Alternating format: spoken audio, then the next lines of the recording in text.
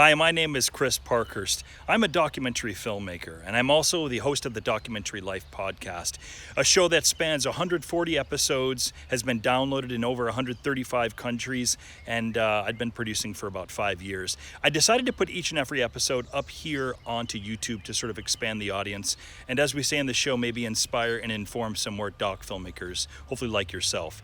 In the episodes, you may find some older, maybe outdated URLs, in particular any of the documentary filmmaking courses that we do offer online. If you have any questions about the URLs, simply look in the show notes on this page, here on this YouTube page, and that'll be able to take you where you need to go to. Other than that, I hope you enjoy the show, and it's great to have another listener to the Documentary Life. Have a great day.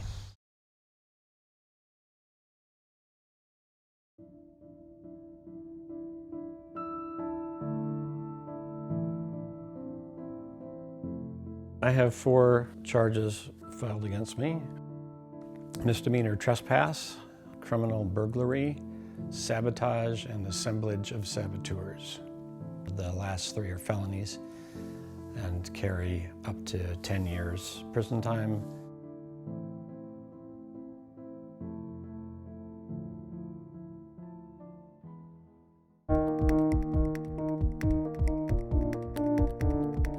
Just knowing that Ken's whole shtick was about civil disobedience, Right. It was clear that I was going to be filming him breaking the law. So I wanted to be clear for myself what kind of jeopardy that may or may not put me in.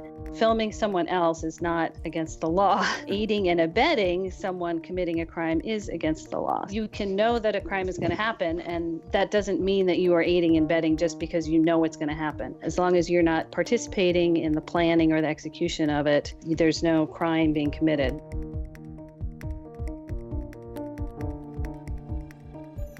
Hello and welcome to The Documentary Life, a show that sets out to inspire and inform you on how to best live and lead your own documentary life. I am your host, Chris G. Parkhurst, and this is episode number 26. And it is brought to you by Barong Films, proud creators of documentary film, the Documentary Life podcast, and the Documentary Academy, our industry-changing A to Z documentary filmmaking program that will transform you into the documentary filmmaker that you've always wanted to be. Find out more at thedocumentarylife.com/academy.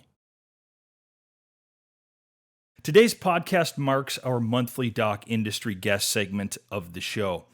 Today is a show that is incredibly appropriate for this time in our lives as journalists and as documentary filmmakers, especially here in the United States, of all places, where the freedom of the press has been under increasing attack by both legislative and judiciary parties.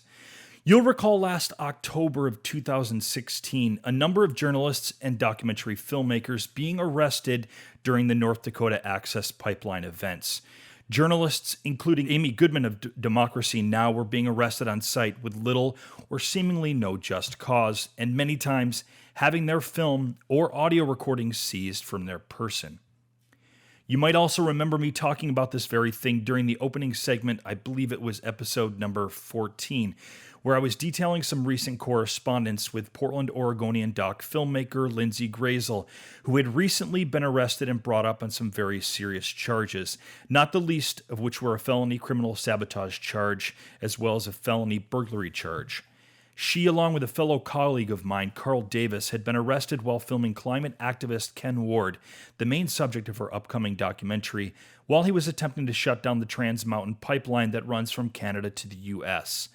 At the time, Lindsey was unable to speak with me about her impending court case, but was hopeful to be on the show to share her story with other doc filmmakers once things had settled down a bit. Another well-known documentary filmmaker, Deia Schlosberg, had also been arrested on the same day while filming the protests that occurred during the events of North Dakota Access Pipeline.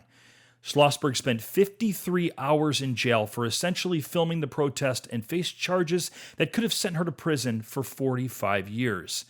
Edward Snowden, the infamous secrets leaker accused of espionage, at the time tweeted about Schlosberg, "This reporter is being prosecuted for covering the North Dakota oil protests. For reference, I face a mere 30 years." Since the arrests, Schlosberg, an award-winning documentary filmmaker in her own right, has recently joined forces to help produce on Grayzel's upcoming documentary. So to say that I am beyond happy to have both of them joining me for today's episode would be a vast understatement. Lindsey and Deia, welcome to the Documentary Life. Thank you. Thanks for having us, Chris. Of course. Lindsey, this has been almost a half year in the making, I believe, at this point. I am so happy to finally have you on the show. Thank you. Thank you. I'm glad to be here. Awesome. And I guess, Lindsey, we can start with you.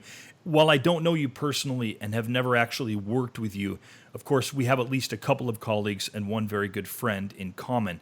I've worked with Carl Davis, as I mentioned earlier, and who is, of course, one of your main shooters on this current doc project. And a couple times over the years, and Brian Kimmel, who you've also worked with, is a dear friend of mine. My two favorite DPs. Your two favorite DPs. Okay, awesome. Good to hear. Good to hear. In fact, and I'm not sure if you realize this or not, Lindsey, he and I were working together on a shoot in Mexico when the arrests went down. I remember vividly him looking at his phone in the morning and turning to me and saying, "So, Chris, I have a story for you. You might even consider this, maybe for the podcast at some point." Of course, this was the day when you and it turns out Deia as well were arrested, and the rest is history, if you will. And it wasn't long after that I started corresponding with you, Lindsey. And of course, at the time, you were unable to share any pertinent information because your case was pending. But the hope was that in the future, we'd be able to openly discuss this on the show, So here we are, right? Yeah. Okay. I just wanted, before I forget, Yep. Your intro when Deia was arrested, she was actually also filming an activist from the Shut It Down action. It was not part of the North Dakota Access Pipeline. Yeah, a lot of the news stories got it wrong. They did. Okay, well, that makes sense then. So even if you did your research. Yeah, well, of course, that's where I'm drawing that from, exactly. Yeah. So, before we get to that day, why don't we just start with a little intro from the both of you? This will give us a little context of who you are as human beings, as well as how you came to be documentary filmmakers. And Lindsey, we may as well start with you. Go ahead and give us a brief intro of where you're from and how documentary filmmaking, how it came to be for you. Well, I learned that I wanted to work in documentary film when I was in college. I didn't go to a school that had a film program, but we did have this program called a short term, where you would take one class exclusively for a month. And they were a wide variety of subjects. And one of the classes being taught that year was documentary production. So I took it and I fell in love with it. And from there, got an internship at the local PBS station and ended up really getting my skills as an editor through TV news for a number of years. Okay, that's it. We've heard that a few times on the show. Yeah. And I had kids pretty young. So when my kids were born, I did a little bit of freelancing for TV stations, took some time off. And then when my youngest went back or started kindergarten, I began to do some freelance work around town. And I was in Portland at that point. Okay, you were in Portland. Yeah. So most of my work up until this project has actually been freelancing for other production companies, doing documentary style work, documentary storytelling, but for nonprofit organizations or museums, particularly. I've done a lot of work for the Dougie Center in town and the American Foundation for Suicide Prevention. But this project is the first time that I've taken on an independent, truly independent documentary of my own. And I'm thrilled to have the luxury to be able to do that at this point in my life. Welcome to the world. Yeah. Yeah, the nonprofit and NGO sort of route and entrance into the documentary world, and certainly news as well, is seems to be a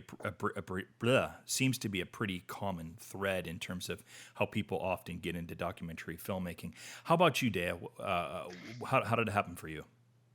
Yeah, my path was a little roundabout. I started out doing environmental education and graphic design and illustration work, kind of the parallel careers. And in my late 20s, realized there was a beautiful way to combine those things in documentary film. So I went to school to get my master's in science and natural history filmmaking program out of Bozeman, Montana. And once I kind of realized, oh, this is the exact thing I've been wanting to do my whole life, and just didn't realize that it existed and was like a valid career choice. But it was I haven't had a second thought since. And I've done mostly work in the environmental and human rights spaces since I started. Also starting doing projects and work for nonprofits and a lot of conservation organizations around Bozeman to pay my way through grad school. Once I finished school, I did a few films of my own, and then teamed up with Josh Fox, who made the Gasland films, and we produced his latest film, How to Let Go of the World and Love All the Things Climate Can't Change, which premiered at Sundance last year, and it's been on HBO. And that was an incredible project to be a part of, and I feel really fortunate to have had that experience. Maybe the best thing to come out of this whole arrest experience was teaming up with Lindsey and working on this latest film. Of course, and we're definitely going to get to that in a bit, because I kind of want to. I have some questioning around that, and it makes perfectly good sense looking at, like, if anyone has seen the film that you're referencing, the Josh Fox film, it makes sense that this is a project that you would certainly be drawn to. Yeah. Let's go ahead and get right to October 11th. This is the day that the both of you are arrested. In your case, Lindsey, both you and your shooter Carl, as well as your documentary subject Ken Ward, you're all arrested. And take us to this day, if you could. Of course, a number of my listeners have been well aware of it since I first started talking about it early November on the show. I'd love and we're going to do this with both you guys. Lindsey, go ahead and set the stage. Tell us what happened. Well, I had been filming Ken since July of 2015. So I had a number of opportunities to film him doing direct action, some with a lot of other people, some just by himself. But they were all actions that were lower risk, shall we say. So when he told me he was thinking about doing this, I, of course, wanted to film him doing it. It was a big step for him and his work, and it would be extremely important for the film. So I contacted Carl, who had worked with me on a couple of other shoots for this project, and he was game. So we made a plan, and we met Ken at the site that morning and just started filming. There was nothing too surprising. We knew what his plan was when we went into it. So we were prepared, and we didn't really communicate with him. We were just filming and following him until he got to the fence that he actually cut a chain to enter a fenced area, and we made a very conscious decision to not go through that fence and stay on the outside of it to film him doing the action, which was, from a film perspective, it was a little bit of a bummer because we were really far away, of course, and through a fence. But that was the way that I felt comfortable doing it. So we were waiting for the police to show up, and when they did, of course, we filmed that interaction, and we're hoping to film him actually get arrested and put in the police car. Right. Because Ken's, of course, was waiting for them. He was not running away. He was doing this as an act of conscience. I'm anxious. I've never been arrested before. I'm not used to being in conflict with law enforcement, and so I'm edgy. I'm anxious. So what's the problem with ExxonMobil? About 30 years what the impact of burning fossil fuels would be on climate change. Yeah. Good morning. So you're more than welcome to protest off our property, and I mean, if you're willing to do that, then we don't have a problem. But if you're not, then Yeah, I'm not. The manager has now asked you to leave. I'm going to give you one final warning to go to the public sidewalk. or you're going to be arrested and taken to jail. Do you want to go to the public sidewalk? No. Okay. All right. You're under arrest. Thank you.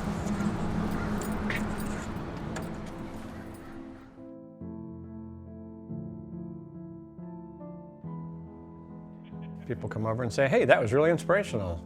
Or they say, well, that was really heroic. And all of us sort of struggle to figure out how do you respond to that. So far my response is, it's either that or really fucking stupid. We're still trying to decide where on the spectrum.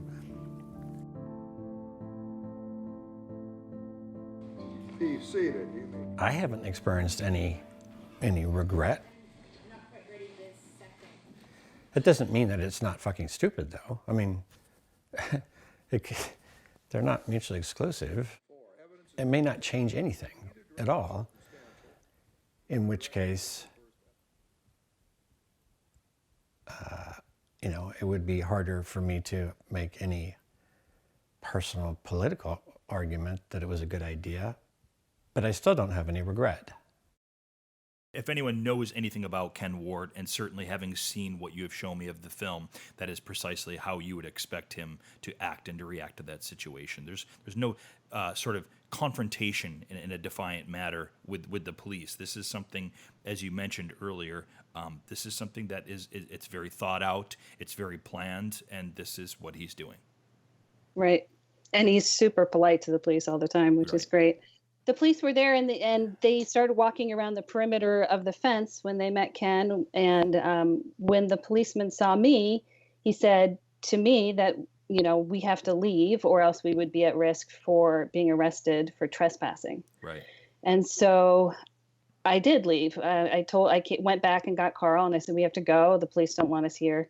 So we were headed back to our car and expecting that we were going to have to drive around and hope to film the police car driving off with him, but instead, a different policeman met us at Something our car. else happened instead. Yeah, and started a line of questioning that felt quite uncomfortable to me, and immediately my training kicked in, and I said, "Am I being detained?" And they said, "Yes, you are." So I stopped answering questions at that point, and we were both arrested and brought to the Skagit County Jail. By the time we got to the jail, not only were we being charged with misdemeanor trespass, but they had added 3 felonies to the list. The exact charges that Ken himself faced, which included burglary, criminal sabotage, and assemblage of saboteurs. Yes. Okay. Now that's the stage that has been set for us in your case, Lindsey. Deia, what is happening in your part of the world at this point? Tell us what's happening with you in North Dakota. Okay, so at the same time, on the same day, I found myself in Walhalla, North Dakota, which is, well, I wasn't actually in the town of Walhalla, I was outside of it. Walhalla itself is a tiny town, about 10 miles from the Canadian border, and it's where the Keystone Pipeline goes through North Dakota.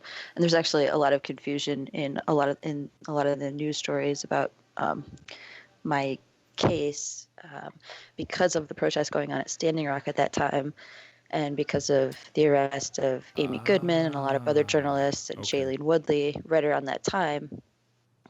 When I was arrested, I was kind of lumped in with them. Absolutely. Any of the research that I've come across has been just that. Yeah, journalists arrested in North Dakota for covering pipeline protests. Right. And because everybody else was at Standing Rock, that's why my story was also lumped in there. But it was, the action was done in solidarity with the water protectors at Standing Rock, but we were actually at the Keystone Pipeline. So, and very similar to Lindsey, I did my homework. I knew what I needed to do to remain legal across the board. I stayed on public property. I was there purely documenting. When Michael, the activist, went into the enclosure to turn the valve and shut it off, I stayed on the outside of the enclosure. So I didn't trespass. I didn't facilitate in any way. I was purely documenting. Essentially, very similar similar scenario as Lindsey in terms of where you were with the filming. Right, exactly. Okay, where you were with the camera, that whole thing. Yep. Okay. Yep, totally. Okay. Like Lindsey, the police came to arrest the activist Michael, and then came over to me, and I had no indication that I was being detained or anything, and they Okay. just said, "You're under arrest as an accessory to a crime."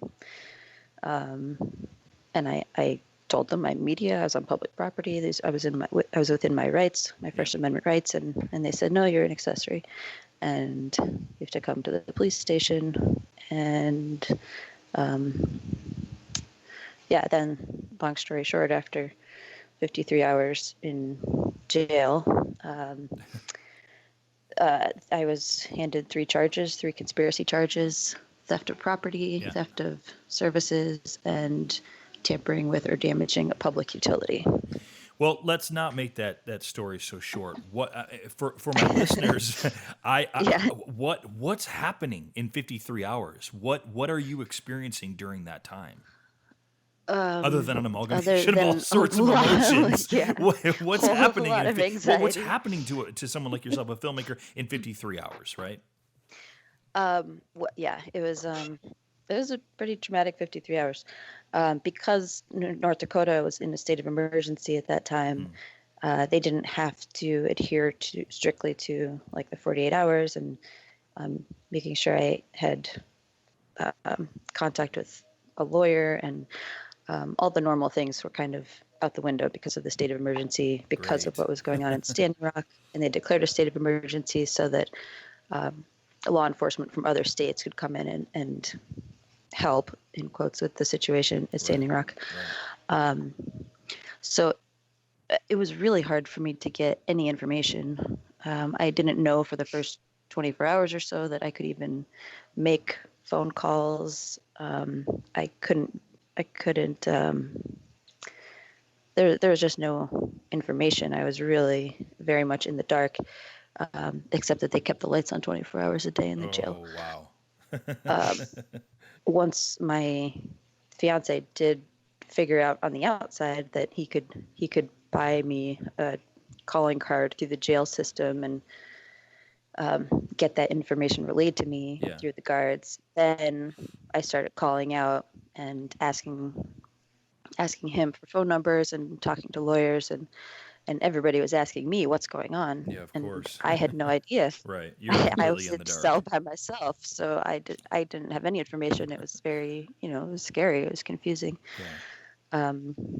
And when Josh Fox got word that I was in jail, he was actually touring with our film in Europe, and he was really upset by this. So he did a live stream and kind of made a call for people to speak out and say this is outrageous, and that spread around the internet, and that ended up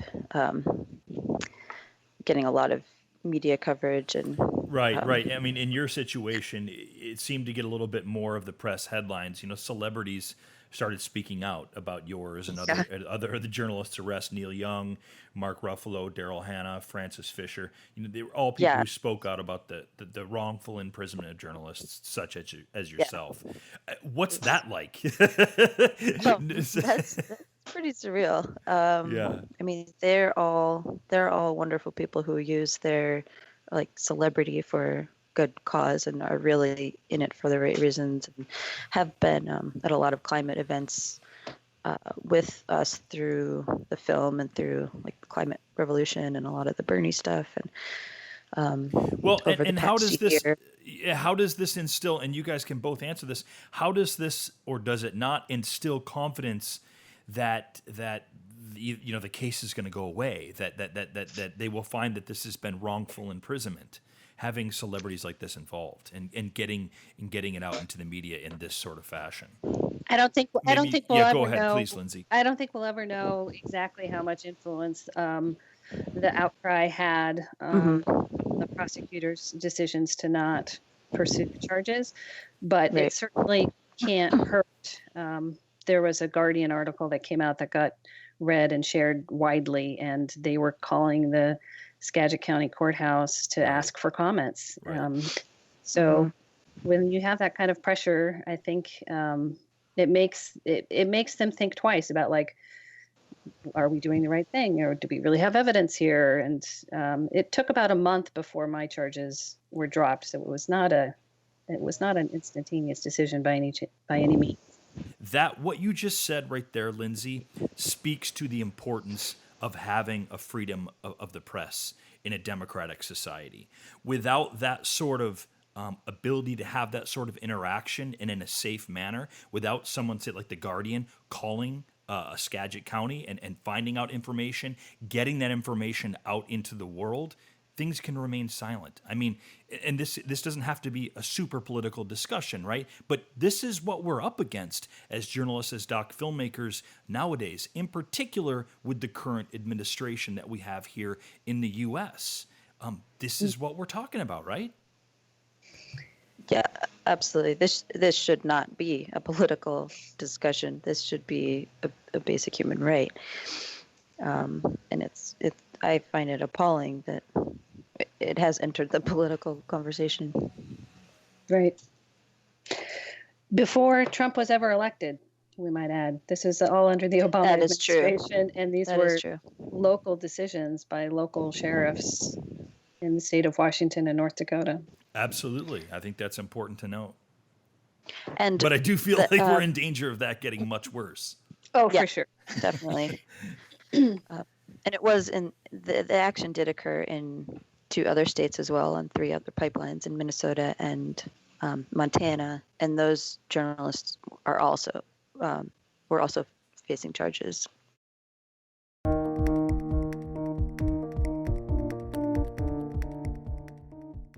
Over the last few years, as we've met and connected with more and more doc lifers, we've been asked what the most comprehensive doc filmmaking course out there is. The truth is, we didn't believe there was one.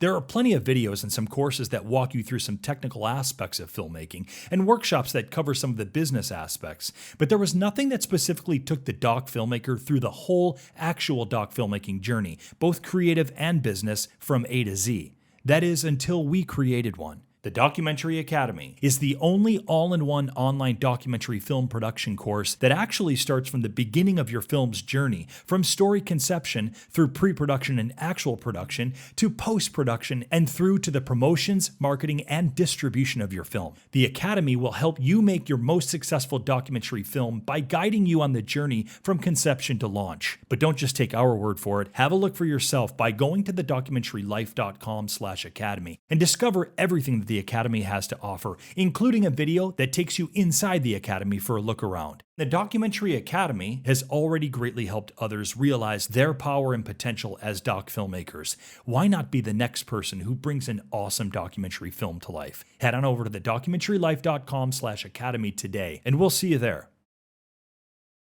Let me ask the both of you, how, when, and do you decide as documentary filmmakers this is worth risking imprisonment? Okay, this is worth risking my life. What is that thought process like? And we'll go back to you, Lindsey, how that worked for you, because of course you're not only including yourself in these decisions, you have a crew member or two that you also have to think about. Right. Well, before I even embarked on this project, I did meet with a lawyer, just knowing that Ken's whole shtick was about civil disobedience. Right. It was clear that I was going to be filming him breaking the law. So I wanted to be clear for myself, what kind of jeopardy that may or may not put me in. And so I met with a lawyer way back in 2015 and got clarity that, obviously filming someone else is not against the law. Aiding and abetting someone committing a crime is against the law. So, but you can know that a crime is going to happen, and that doesn't mean that you are aiding and abetting just because you know it's going to happen. As long as you're not participating in the planning or the execution of it, there's no crime being committed on my part. So I knew that going in to the whole project. And then before filming this pipeline action, I consulted with the lawyer again because it was a riskier situation by the mere fact that, it wasn't a large group of people getting together. It was one person. I knew there was some risk that the police would interpret me being there as me being an accomplice. Right.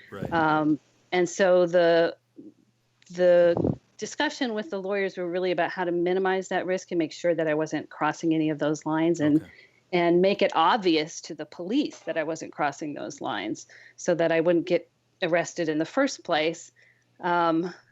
But if I was arrested, then I would be in the position of having to defend myself. So there was a risk calculation there, and I was told that the risk was fairly low that I would be charged with anything. And I decided it was worth taking that risk. And unfortunately, that's exactly what happened. So I was in the position of defending myself. Well, so there's calculated risks here we're dealing with, right? But at the same time, you've done your research, and this is the both of you. You guys have done your due diligence, and in both of your cases, you're still arrested. And, Deia, you sound like you may have been even a little bit more surprised about being arrested. So I guess even though you've done your due diligence, you've done your research, you've gone through in your head countless times, and during the day, you've done everything in the way that it should be done according to the manner of the law, and yet, nonetheless, you both found yourselves arrested. What are the lessons here?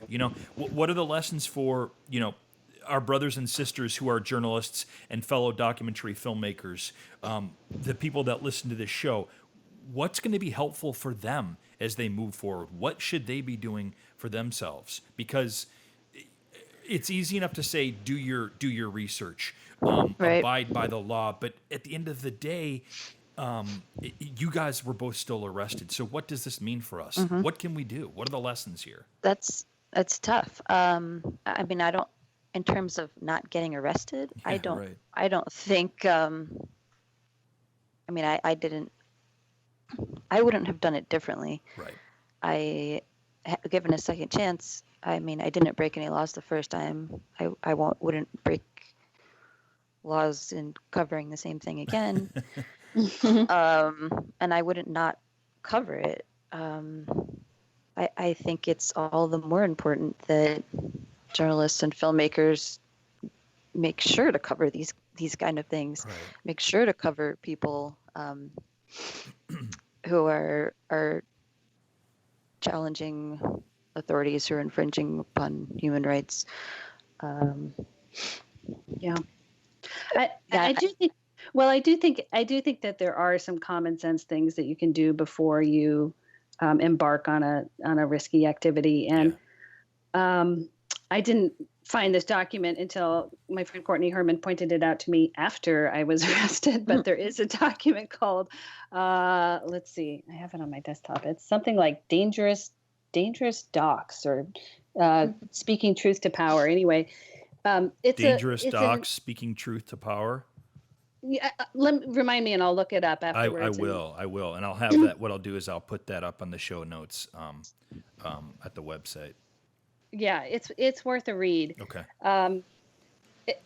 And I think having things lined up ahead of time in terms of having a public presence for your project, if at all possible, I was very happy that I already had a page on my website up about the project I was doing at the time that I was arrested. I had already shown clips at Doc Camp to people.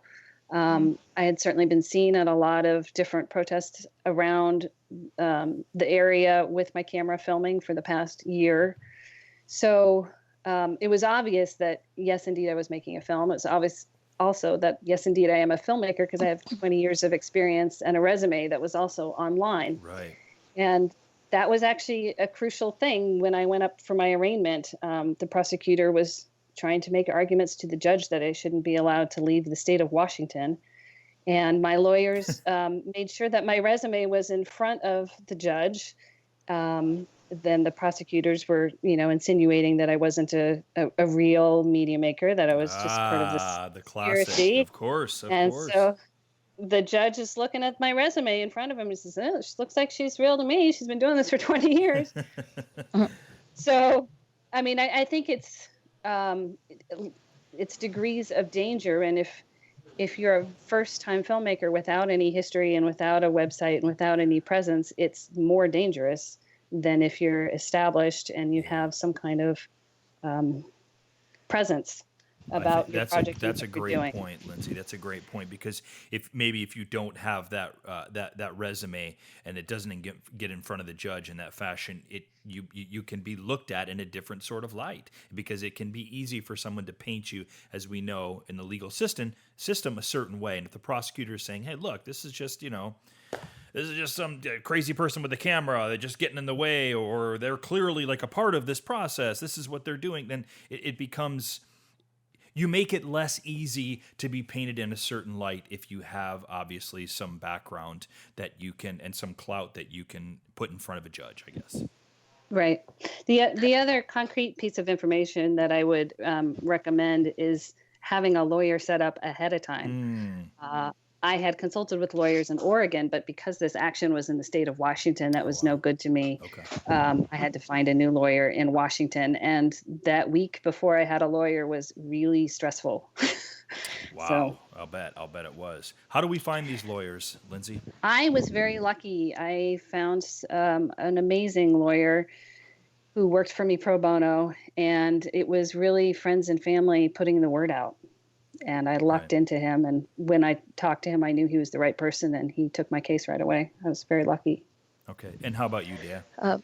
I did want to add on to the last point and say that even though like being an established filmmaker mitigates the risk you take in filming something like this, it's certainly not only the right of journalists and media to cover these events. I think what Standing Rock taught us was the importance of people on the ground covering things and doing live broadcasts. And so much of the information that we got from there was just people live streaming with their phones. And because the media was not there, that's the only way people knew about what was happening. And there was documentation of the human rights abuses going on, like the hoses and below freezing temperatures, and right, of course. And that is within their First Amendment rights as well. And That's very true. I think we have to be careful about saying that you need to make sure that your journalistic credentials are in place, because that I don't want to discourage people, everyday people, from documenting and being on public property and being fully within their legal rights. Well, and it's a tricky thing. I think it's a tricky thing, Deia, because I agree with you 100%, and I'm all about it, about what you're saying. I just think it's great on paper and it's great in theory, but in practice, it's a different situation. That doesn't mean we shouldn't fight for it, because that's what we're here for. We need to be pressing that. Yeah. We need to be pushing that, which I think is a big part of your point. And that, all that said, it is important for people to know that there is a risk. Yeah. There's a greater risk that they will be swept up in arrests and stuff if they partake and they don't have the long resume. But and if you know ahead of time, you can team up with someone who does have that experience, right? You can at least put a website up there that talks about what you're doing. Yeah. Something. So know what you're getting into.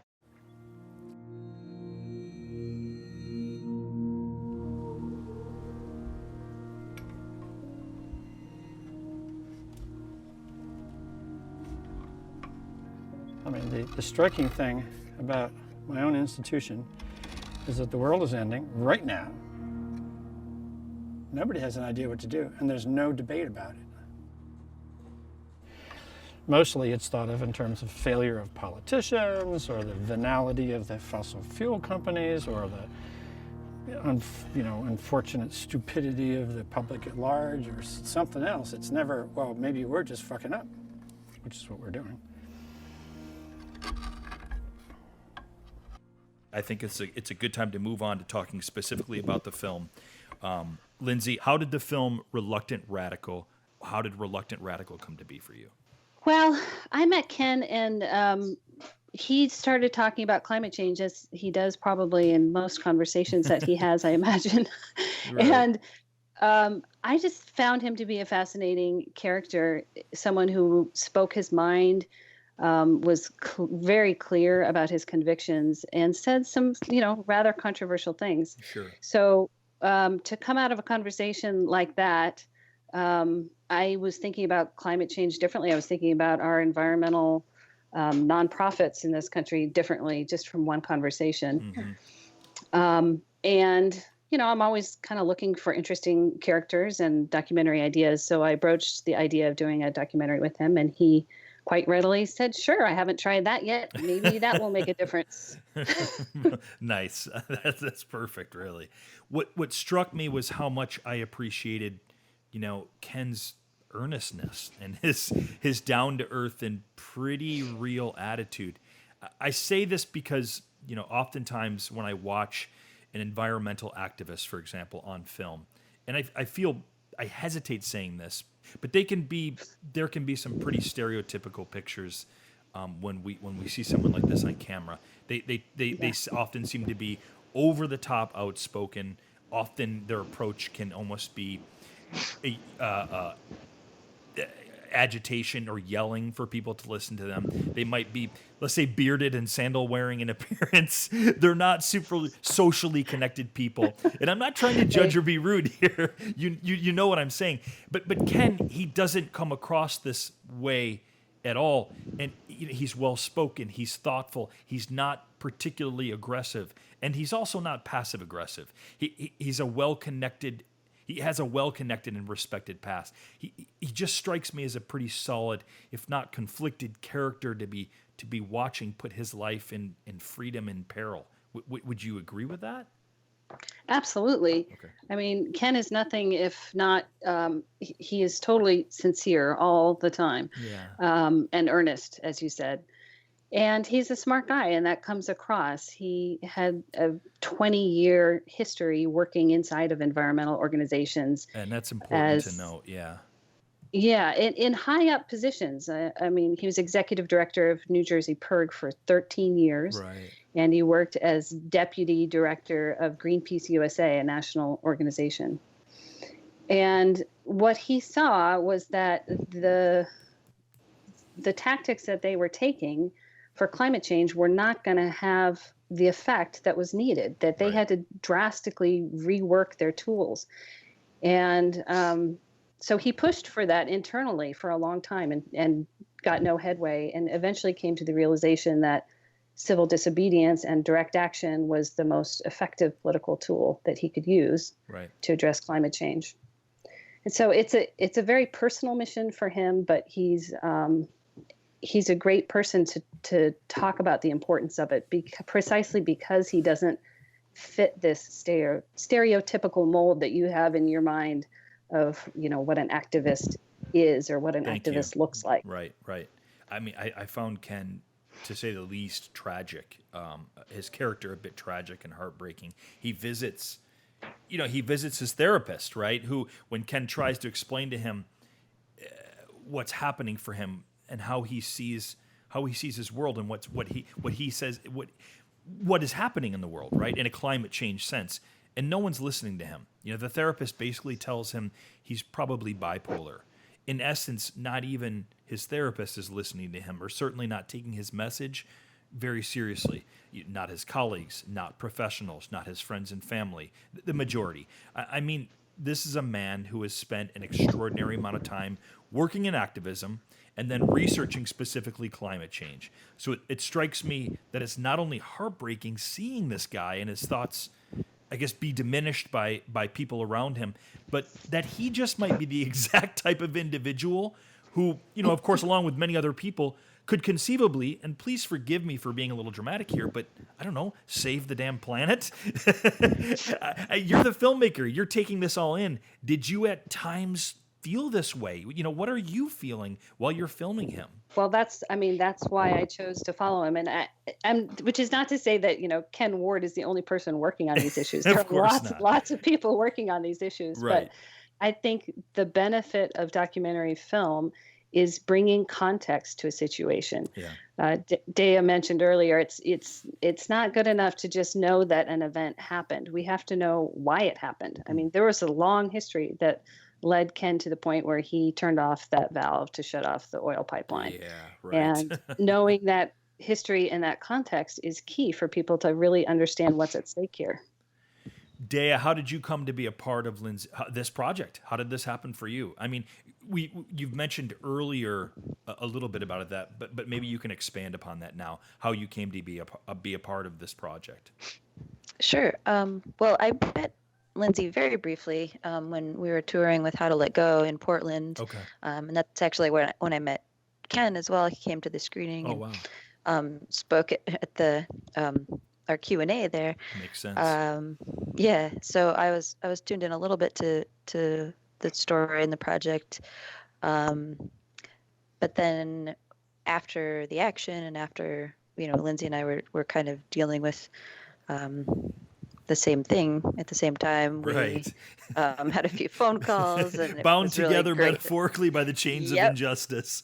Exactly. Yeah, and it was really comforting to talk to each other, and we started talking about the project, and I expressed interest in it. Lindsey sent me some clips, and I just thought it was fantastic. I expressed interest in wanting to come on and help in some capacity, and so yeah, we just went from there. I love it. Two like-minded forces joining together, working on something very important. It's phenomenal. And I'm thrilled she's on board. Exactly. I'll bet you are. Direct action is to put yourself between the forces that are about to do harm, and to do that as a personal moral statement to effect change.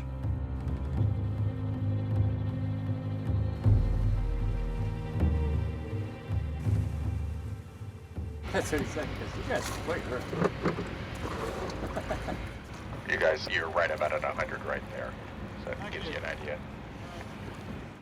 And the official sources say that it's supposed to be leaving tonight at 4:15, but still out of water in the dry dock, so there's no way that it's leaving at 4:15.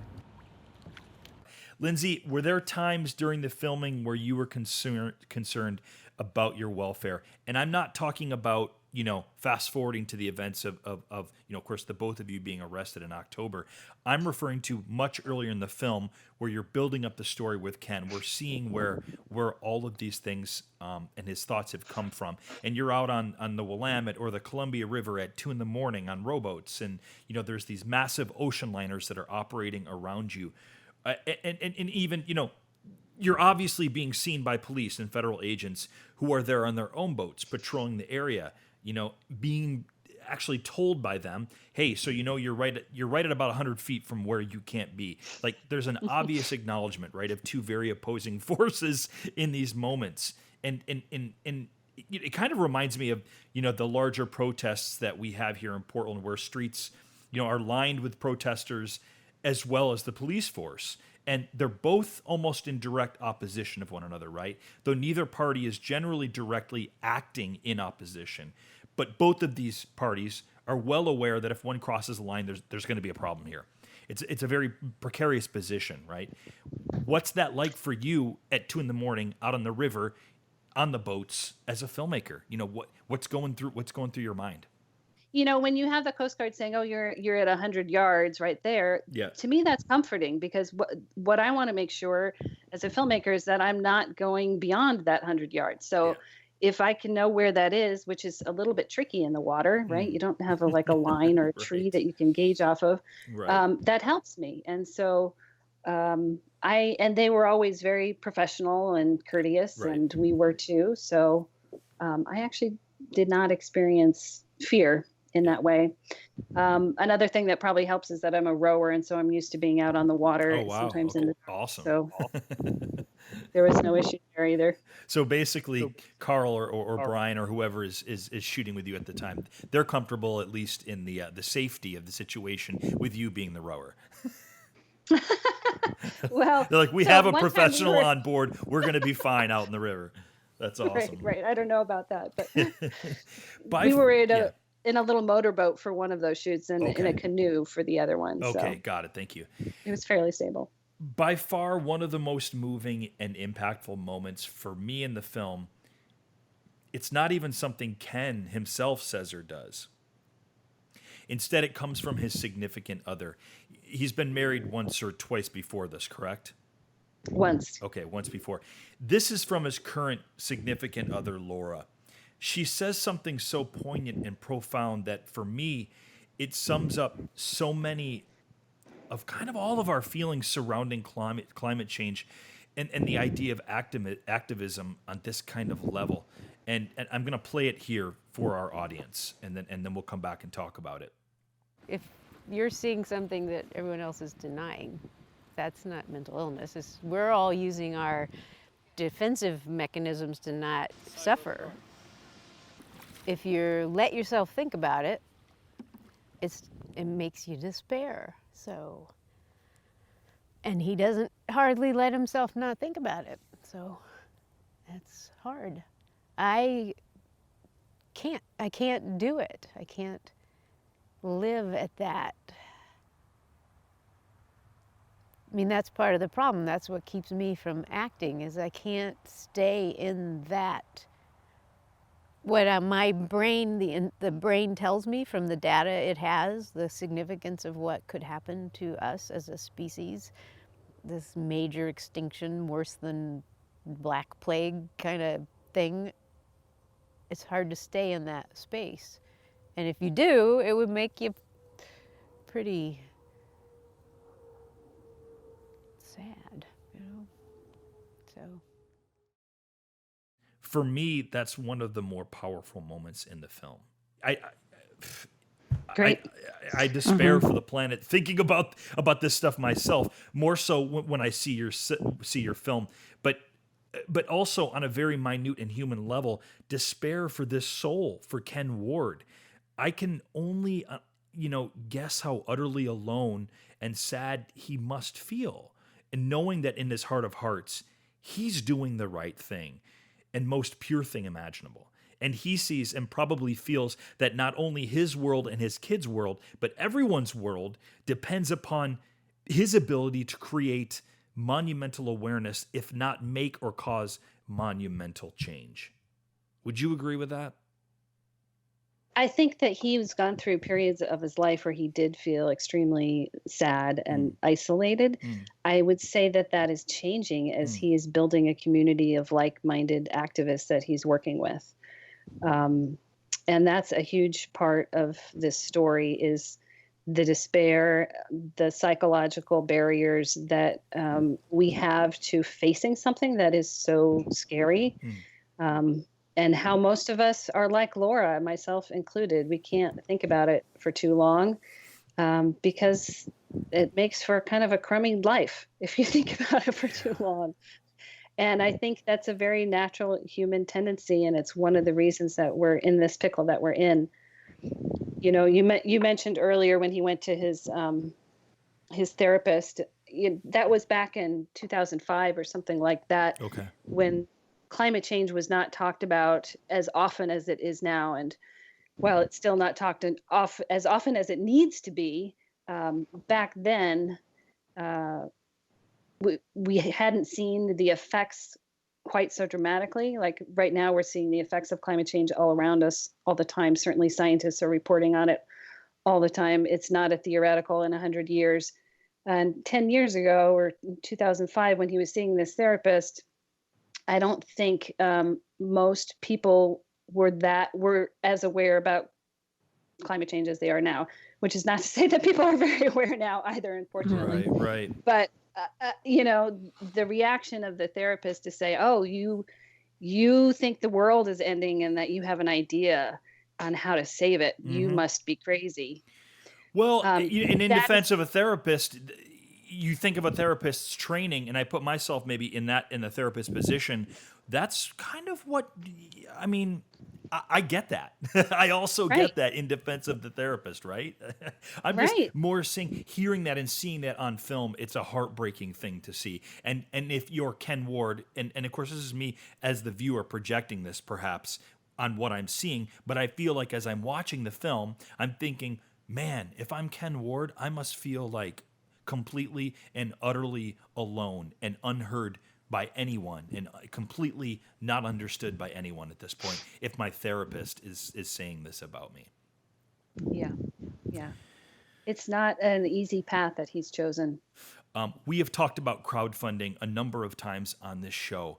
The majority of my listeners, myself included, have either done a couple or few campaigns or will be doing them. So it's great to have a little conversation with you guys right now. I feel like because you're in the middle of your campaign right now. How did you come to the decision that this was another way that you wanted to generate some funding for the film? And why is it necessary for you guys to be doing that right now?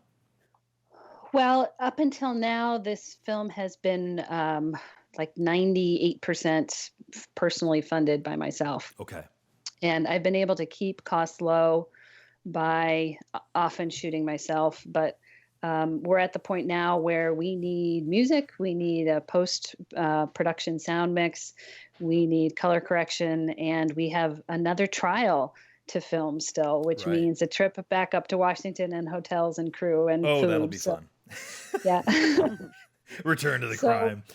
Return to the scene of the crime. Right. I think, the big thing is that, this action that Ken undertook with 4 others on October 11th, they were able to shut down all of the tar sands pipelines coming into the country that morning, which was the equivalent of 15% of the U.S. oil consumption for the day. That's incredible. And for 5 people to take that on and be able to do that is just amazing. And yet almost no one has heard of this story. Right.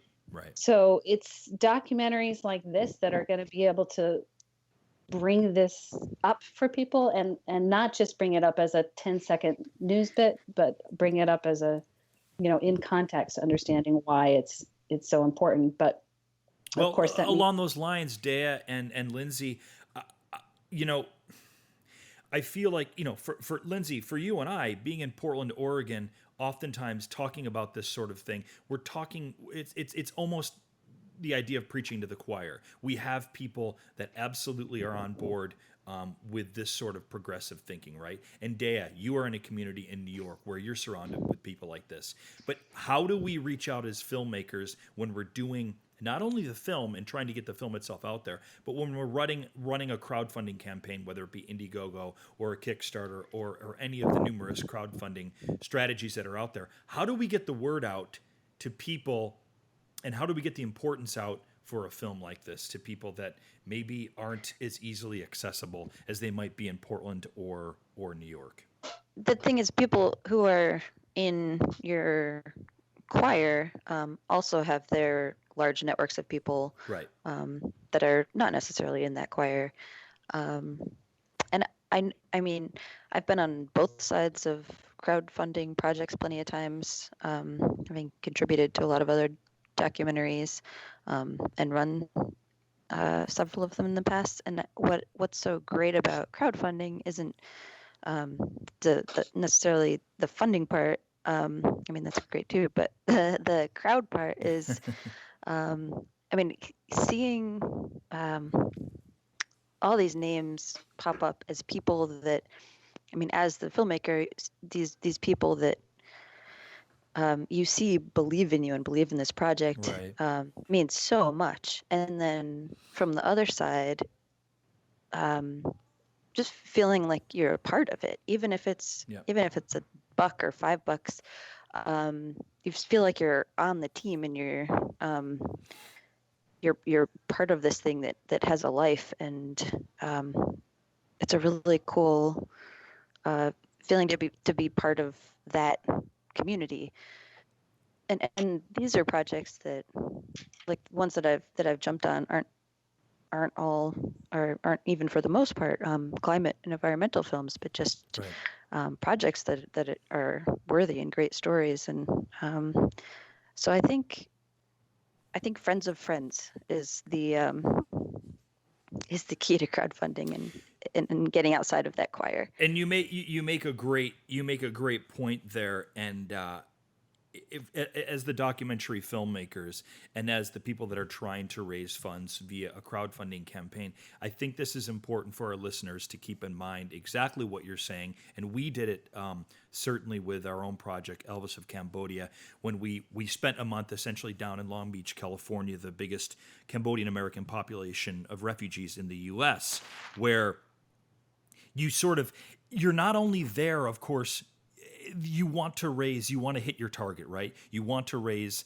the funds that you need via your Kickstarter goal. But there's so much more to that. You're actually building this community by going out and trying to raise funds and creating this buzz and creating awareness.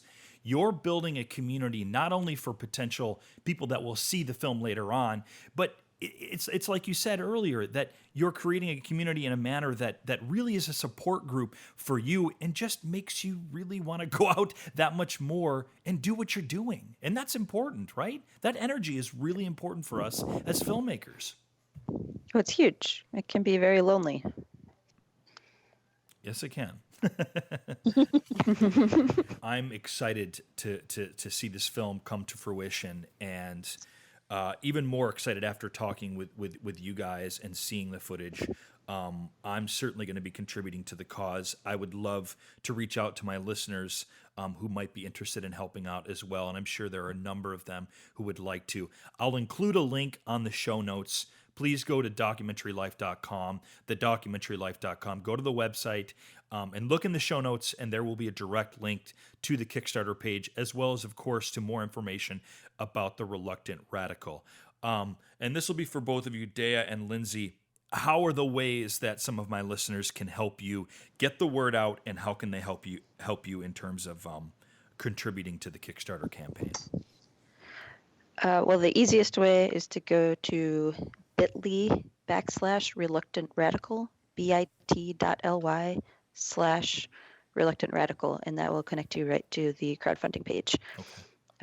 Beyond that, all the regular avenues: Facebook, Twitter, Instagram. Share it with your friends. Share it with your family. Share it far and wide. And the thing that works best with crowdfunding isn't necessarily the amount you give, but that you give or that you contribute. So even if it's $1, a handful of people will see that and they will want to get involved. We appreciate everyone's support, whether it's financial or, if you can't make a donation yourself, hopefully you can still share the information with your friends and family who might be in a position to do so. And I will say that by sharing, I would like to encourage my listeners. Of course, it's easy, especially on Twitter, to just click, retweet or to just share on your Facebook page. But it is also always helpful if you can, when you share, whether it's via Twitter, Instagram, or Facebook, if you share or do a retweet, it's always helpful if you put a little bit of a personal note yourself. Because I know for me, often, if I just see a retweet or if I see a share, it's easier for me to gloss over it, as opposed to if you write your own personal note, attach it to the share, I find it super helpful. Definitely. Deia and Lindsey, this has been a conversation a long time coming, and I'm really honored to have the both of you have been on the show. I'm excited for this to air. There's a lot for all of our listeners to be all of my listeners to be. There's a lot of education here, and a lot of thought has gone into this conversation, and I'm excited to share this with everybody because there's a lot to be learned here. Well, I appreciate you having us on. Thank you very much, Chris. Yeah, this has been great. Thank you. Thank you so much. And we look forward to seeing The Reluctant Radical.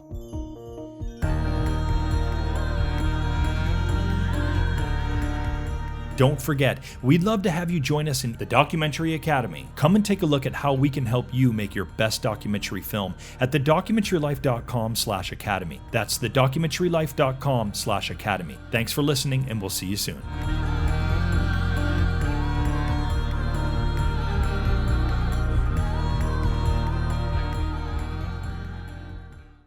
Thanks again for listening to the show, and remember to like and subscribe to this channel. Also, remember, for any of the URLs that may or may not be outdated and you want to get the most up-to-date information, perhaps for the documentary filmmaking courses, for the blog, for other episodes, just go ahead and check in the show notes below on this YouTube page, and that'll give you the correct URLs to use. Thanks again. Have a great day.